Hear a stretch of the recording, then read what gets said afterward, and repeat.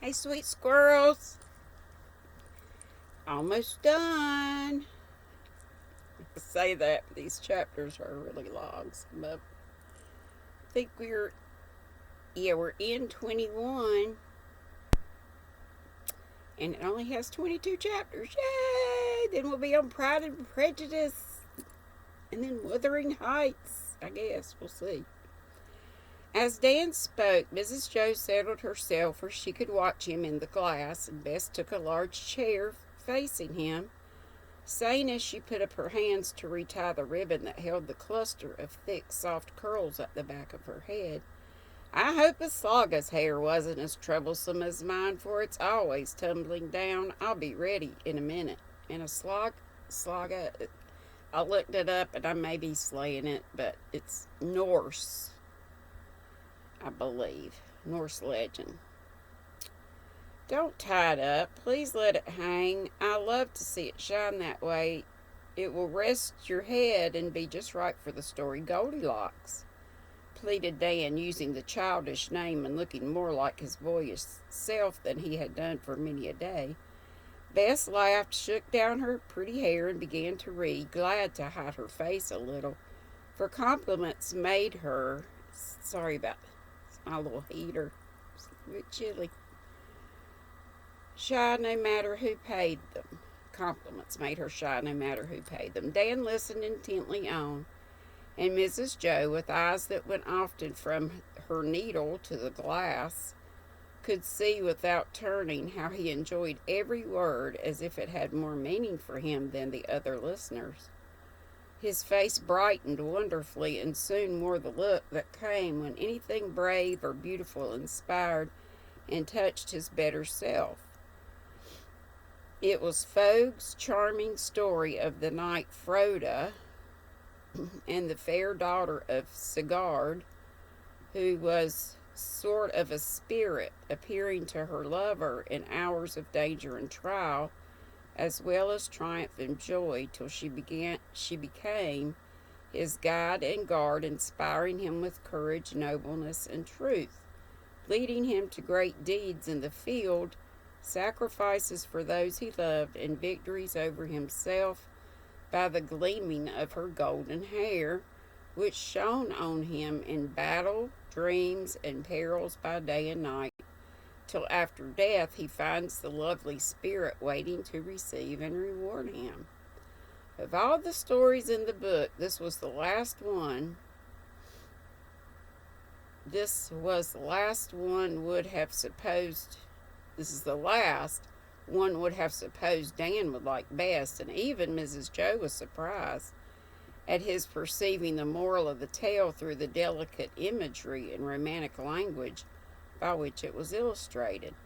But as she looked and listened, she remembered the streak of sentiment and refinement which lay concealed in Dan like the gold vein in a rock, making him quick to feel and to enjoy fine color in a flower, grace in an animal, sweetness in women, heroism in men, and all the tender ties that bind heart to heart, though he was slow to show it, having no words to express the taste and instincts which he inherited from his mother. Suffering of soul and body had tamed his stronger passions, and the atmosphere of love and pity now surrounding him purified and warmed his heart till it began to hunger for the food neglected or denied so long. This was plainly written in his too expressive face, as fancying it unseen, he let it tell the longing after beauty, peace, and happiness embodied for him in the innocent fair girl before him. The conviction of the sad yet natural fact came to Mrs. Joe with a pang, for she felt utterly hopeless such a longing was, since light and darkness were not farther apart than Snow White Bess and sin-stained Dan. No dream of such a thing disturbed the young girl, as her entire unconsciousness plainly showed. But how long would it be before the eloquent eyes betrayed the truth? And then what disappointment for Dan, what dismay for Bess, who was as cool and high and pure as her own marbles, and shunned all thought of love and maidenly reserve. How hard everything is made for my poor boy! How can I spoil his little dream and take away the spirit of good he is beginning to love and long for? When my own dear lads are safely settled, I'll never try another, for these things are heartbreaking, and I can't manage any more, thought Mrs. Joe as she put the lining into Teddy's coat sleeve upside down. So perplexed and grieved was she at this new catastrophe. The story was soon done, and as Bess shook back her hair, Dan asked as eagerly as a boy, "Don't you like it?" "Yes, it's very pretty, and I see the meaning of it, but Undine was always my favorite." Probably slaying that name. "Of course that's like you. Lilies and pearls and souls and pure water. Centrum used to be mine, but I took a fancy to this when I was rather down on my luck one time, and it did me good. It was so cheerful and sort of spiritual in its meaning, you know." Bess opened her blue eyes in wonder at this fancy of Dan's for saying spiritual, but she only nodded, saying, "Some of the little songs are sweet and might be set to music." Dan laughed. "I used to sing the last one to a tune of my own sometimes at sunset." And this was what it said: "Listening to celestial lays, bending thy unclouded gaze on the pure and living light, thou art blessed, Aslaga's night." "And I was," he added under his breath as he glanced towards the sunshine dancing on the wall. "This one suits you better now," and glad to please him by her interest, Bess read in her soft voice: heal fast, ye hero wounds. O night, be quickly strong. Beloved strife for fame and life, O tarry not too long. I'm no hero, never can be, and fame and life can't do much for me. Never mind, read me that paper, please. The knock on the head has made a regular fool of me." Dan's voice was gentle, but the light was gone out of his face now, and he moved restlessly as if the silken pillows were full of thorns. Seeing that his mood had changed, Bess quietly put down the book, took up the paper, and glanced along the columns for something to suit him. "You don't care for the money market, I know, nor musical news. Here's a murder. You used to like those. Shall I read it? One man kills another? No. Only a word," but it gave Mrs. Joe a thrill, and for a moment she dared not glance at the telltale mirror. When she did, Dan lay motionless with one hand over his eyes, and Bess was happily reading the art news to ears that never heard a word. Feeling like a thief who has stolen something very precious, Mrs. Joe slipped away to her study, and before long Bess followed to report that Dan was fast asleep. Sending her home with the firm resolve to keep her there as much as possible, Mother Bear had an hour of serious thought all alone in the red sunset. And when a sound in the next room led her there, she found that the feigned sleep had become real repose, for Dan lay breathing heavily, with a scarlet spot on either cheek and one hand clenched on his broad breast. Yearning over him with a deeper pity than before, she sat in a little chair beside him, trying to see her way out of this tangle, till his hand slipped down and in doing so snapped a cord he wore about his neck and let a small case drop to the floor. Mrs. Joe picked it up, and as he did not wake, sat looking at it, idly wondering what charm it held. For the case was of Indian workmanship, and the broken cord of closely woven grass, sweet-scented and pale yellow. "I won't pry into any more of the poor fellow's secrets. I'll mend and put it back, and never let him know I've seen his talisman." As she spoke, she turned the little wallet to examine the fracture, and a card fell into her lap. It was a photograph cut to fit its covering, and the words were written underneath the face, "My Aslaga."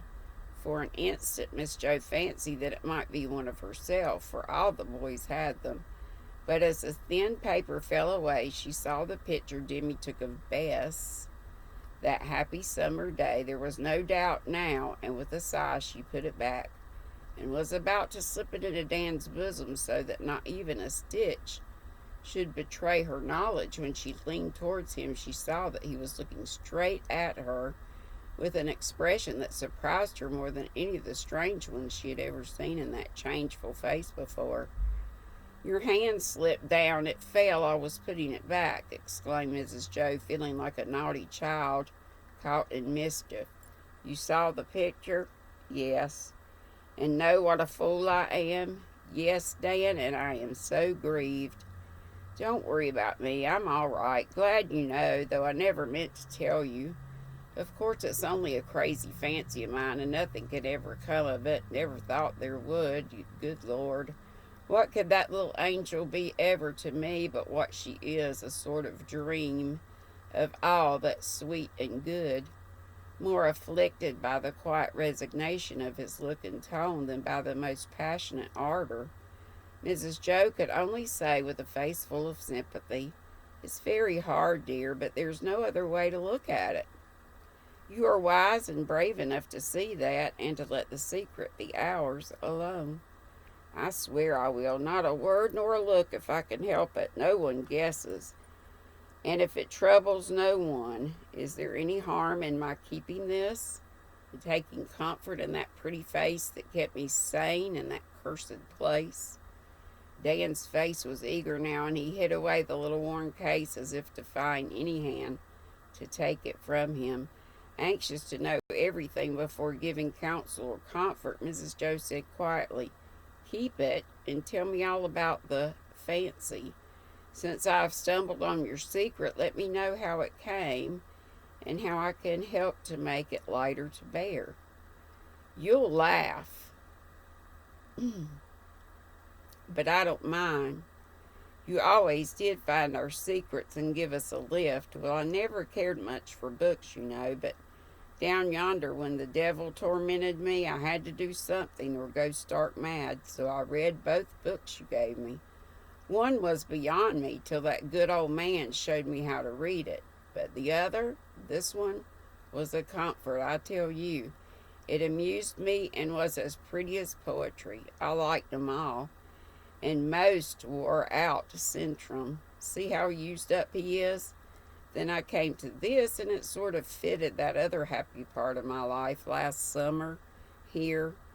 Dan stopped a moment as the words lingered on his lips, then with a long breath went on, as if it was hard to lay bare the foolish little romance he had woven about a girl, a picture, and a child's story there in the darkness of the place, which was as terrible to him as Dante's Inferno till he found his Beatrice. "I couldn't sleep and had to think about something, so I used to fancy I was Folko and see the shining of Aslaga's hair and the sunset on the wall, the gum of the watchman's lamp, and the light that came in at dawn. My cell was high. I could see a bit of the sky. Sometimes there was a star in it, and that was most as good as a face. I set great store by that patch of blue, and when a white cloud went by, I thought it was the prettiest thing in all the world. I guess I was pretty near a fool, but those thoughts and things helped me through, so they are all solemn true to me, and I can't let them go. The dear shiny head, the white gown, the eyes like stars, and sweet calm ways that set her as high above me as the moon in heaven. Don't take it away. It's only a fancy. But a man must love something, and I'd better love a spirit like her than any of the poor common girls who would care for me." The quiet despair in Dan's voice pierced Mrs. Joe to the heart, but there was no hope, and she gave none. Yet she felt that he was right, and that his hapless affection might do more to uplift and purify him than any other he might know. Few women would care to marry Dan now except such as would hinder, not help, him in the struggle which life would always be to him, and it was better to go solitary to his grave than become what she suspected his father had been, a handsome, unprincipled, and dangerous man with more than one broken heart to answer for. Yes, Dan, it's wise to keep this innocent fancy if it helps and comforts you till something more real and possible comes to make you happier. I wish I could give you any hope, but we both know that the dear child is the apple of her father's eye, the pride of her mother's heart, and the most perfect lover they can find will hardly seem to them worthy of their precious daughter. Let her remain for you the high, bright star that leads you up and makes you believe in heaven. Mrs. Joe broke down there. It seemed so cruel to destroy the faint hope. Dan's eyes betrayed that she could not moralize when she thought of his hard life and lonely future. Perhaps it was the wisest thing she could have done, for in her hearty sympathy he found comfort. He found comfort for his own loss, and very soon was able to speak again in the manly tone of resignation to the inevitable that showed how honest was his effort to give up everything but the pale shadow of what, for another, might have been a happy possibility. They talked long and earnestly in the twilight, and the second secret bound them closer than the first, for in it there was neither sin nor shame, only the tender pain and patience which has made saints and heroes of far worse men than our poor Dan. When at length they rose at the summons of a bell, all the sunset glory had departed, and in the wintry sky there hung one star, large, soft, and clear above a snowy world. Pausing at the window before she dropped the curtains, Mrs. Joe said cheerfully, "Come and see how beautiful the evening star is, since you love it so." And as he stood behind her, tall and pale like the ghost of his former self, she added softly, "And remember, dear, if the sweet girl is denied you, the old friend is always here to love and trust and pray for you." This time she was not disappointed, and had she asked any rewards for any anxieties and cares, she received it when Dan's strong arm came around her, as he said, in a voice which showed her that she had not labored in vain to pluck her firebrand from the burning. "I never can forget that, for she's helped to save my soul and make me dare to look up there and say, 'God bless her.'" That's all of chapter 21. Yay! Last chapter. And I'll stop there because it's more than 18 minutes. But the last chapter, and I will try to come on and read the rest of it today because I'm so can't wait to get out. Not that I haven't enjoyed this, I have. But I'll be so glad to be able to turn the comments back on, or not label it as a child's book. Chapter 22, the very last chapter, is called Positively